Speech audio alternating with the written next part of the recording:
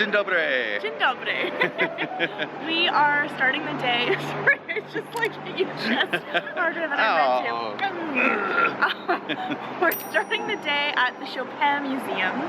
Chopin is one of my favorite musicians, composers of all time, Frederic Chopin. You just say that word and that name and I get instantly relaxed. I do too, actually. I listen to the nocturnes a lot. I find them really calming. And he was born just outside of Warsaw, about 60 kilometers away. And the airport in Warsaw is named after Chopin. A lot of things are. A lot of things are. And he's basically the favorite son of Warsaw, you could say.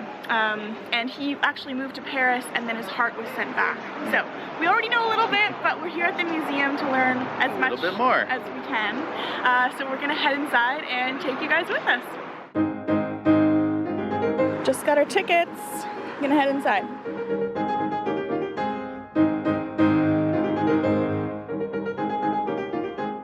Inside the museum now, and the building itself is just gorgeous. We walked up this winding staircase and it opens up into a room with a painted ceiling, and the tickets are actually key cards as well, because a lot of the exhibitions here are interactive, so you need to keep this on you so you can activate them and do different things. So I'm excited to give this a try.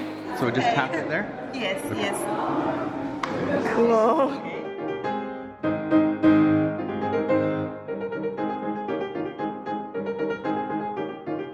We've arrived at what is actually the heart of the museum. This is Chopin's last piano that he actually played, and it was brought back by his sister from Paris to Poland. It's a beautiful instrument, and it's not too big, and it's just crazy to me to think that he actually sat there at this exact instrument playing his beautiful music.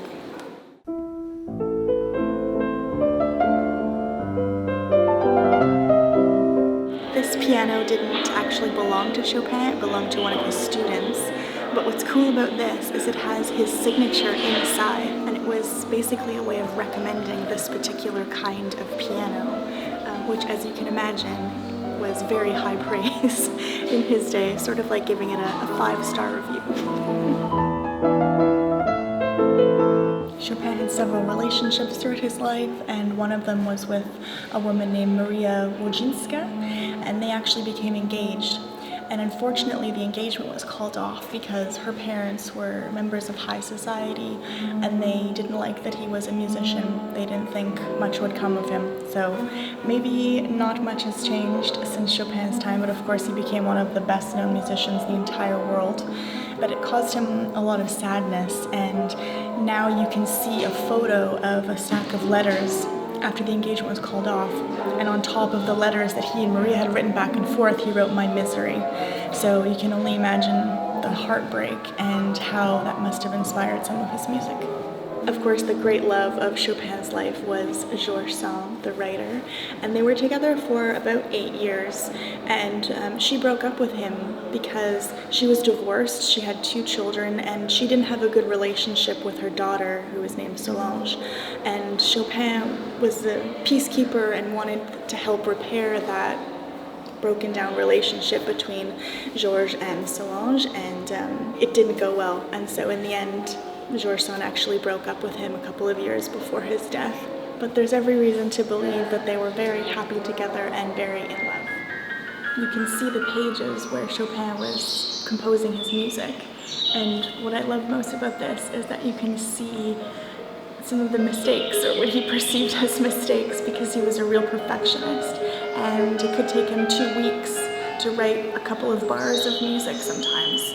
So it's cool to be able to see this, and the very passionate marks where he was scribbling things out or drawing over things or redoing things, because maybe we have the sense that a genius like that, it must just flow without end. But, you know, the fact that he had to sometimes write something and erase it maybe makes us all feel a little bit better.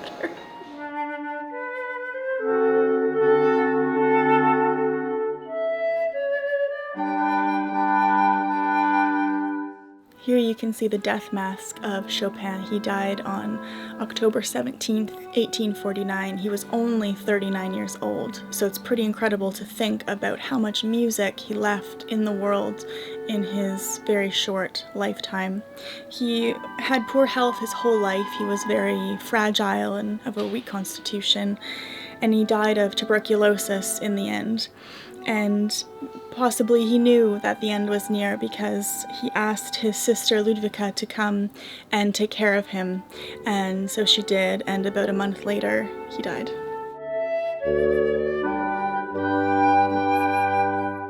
In the final days before Chopin died and his sister came to take care of him, he had this bell, and he would ring the bell whenever he needed her to come.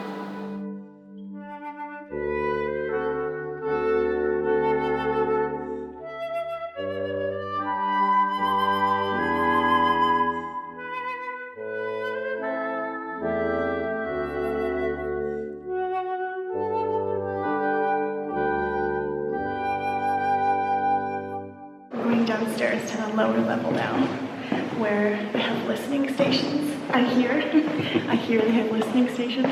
I think they're called nocturne tables. Well, we had readies this morning. Anyway, because after this museum, obviously we just want to listen to the music. Mm-hmm.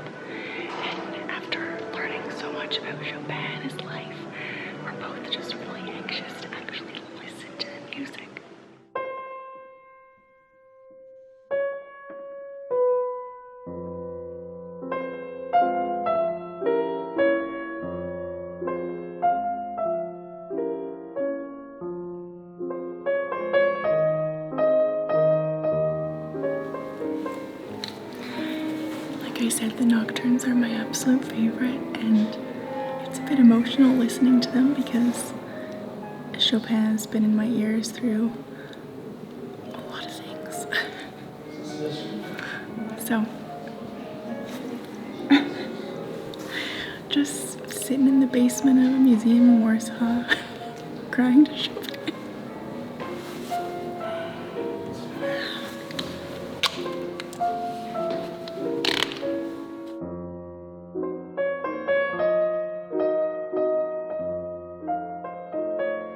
You can see a cast made from one of Chopin's hands from when he died in 1849, and it's really small. You always think about, concert pianists having really long fingers, but the instruments were smaller back then, so that might account for it a little bit. And Chopin didn't play a lot of big concerts. He didn't like to. He really liked to improvise, and he's known as being quite introverted. And so he was more comfortable playing to a small group of friends in a salon or something. But he mostly loved just teaching. He had some of the most expensive music lessons in the city, and just playing for small groups of people. There's a picture here of the church where the heart of Chopin is buried in the wall, and it's called the Church of the Holy Cross, and we actually saw this in Warsaw. And when he died, Chopin asked his sister Ludwika to bring his heart back to his home, to Warsaw.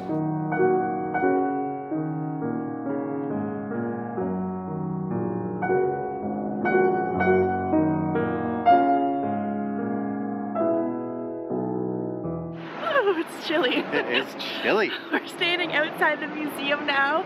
We've just left, and I'm so glad we had the chance to go there. I obviously love Chopin to begin with, but wow, there's just so many things to love about him, and now even more after being at this place. Yes.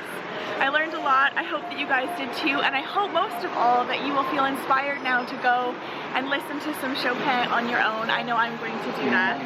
I hope that you guys enjoyed this video like we did. Give it a like if you did, and remember to subscribe for lots more travel adventures, and we will see you in our next one. Bye! Bye! the couch in our hotel. You play that couch so beautifully. It sounded gorgeous, didn't it? Young Chopin over here.